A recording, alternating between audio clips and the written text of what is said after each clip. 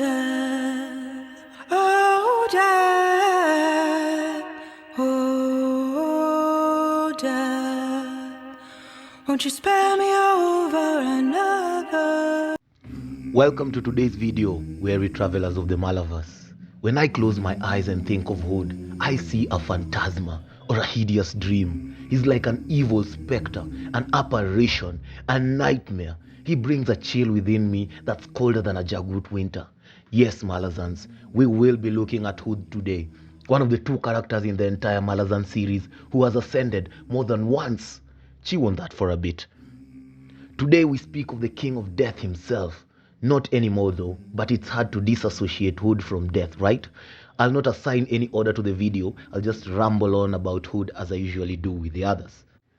The hoary old hooded one was an ancient, absolutely ancient Jagut ascendant who was the king of Omtosefelak, the Jagut Warren of Ice. I need to unpack that first. For those who usually interact with Hood in the Book of the Fallen, he is usually the god of death, but he was the god of the Ice Warren first. He was the only Jagut who ever assembled an army of fellow Jagut. The Dawatiste Andi and the suicidal Edur, they were nothing to the miserable madness of the Jagut. This was the assessment of the Jagut by the Segule Undead Second. And it was true. There is no Jagut in the entire series who is particularly normal. They all have a tinge of madness around them. But who am I to judge? Here I am talking of a fictional, bony, breathless creature who is at the very least 500,000 years old. And that brings me to my question. Can Hood's paths be considered an Elder Warren? And if you think it isn't it supposed to be able to nullify and counter Otataral in some way? As Omtosefelak proved that it was possible by dead smell healing the adjunct Tavor. So weird thing.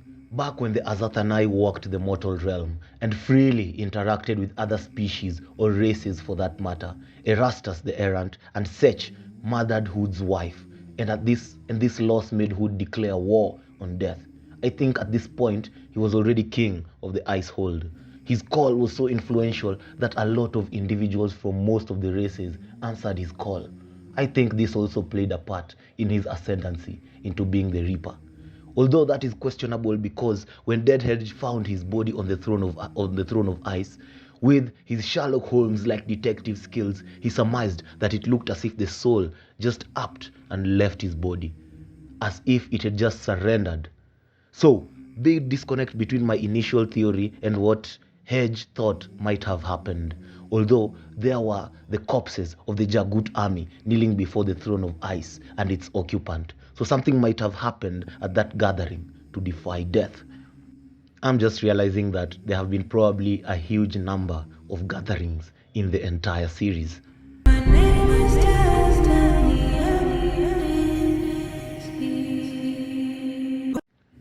Anyway, what I like about this hoary old creature is how undercover he is. Let's just unpack some of his feats for a moment.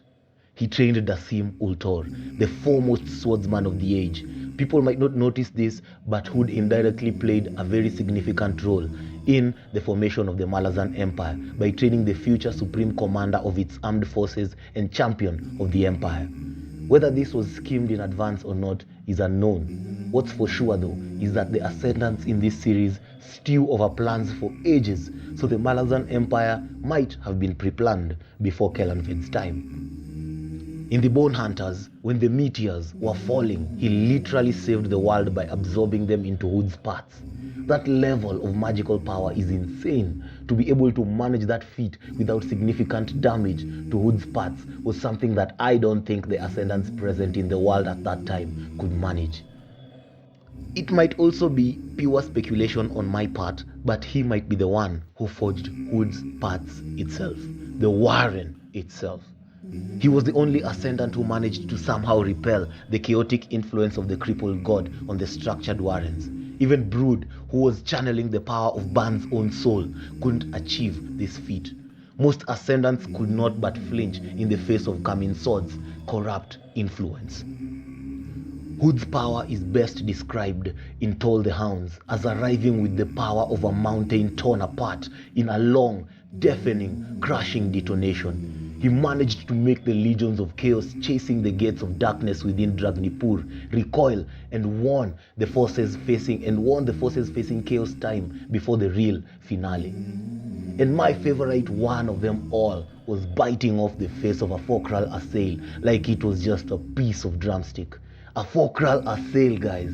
Tell me every time an assail appears in your read, you don't anticipate some kind of massacre or just insane application of absolute justice. As the god of death, he seemed to favor necromancers because he empathized with the living and how they committed their whole lives to some gods, and in the end, they all ended up wandering Hood's paths. Necromancers, of course, being mages who could bring souls back from Hood's paths, or like Dead Smell, could manipulate the Warren and use it for healing. They managed to prevent Hood from getting people's souls, and Hood sort of nobilized this action. Not sure about Cobalt Brooch and his necromancy practices though. This brings me to my question. Is it possible that Hood might be the most powerful ascendant in the series? Smash a like on the video and subscribe for more Malazan content like this. And oh, remember that death will even come for the god you know. I am Mazalan, and I'll catch you on the next one. Peace.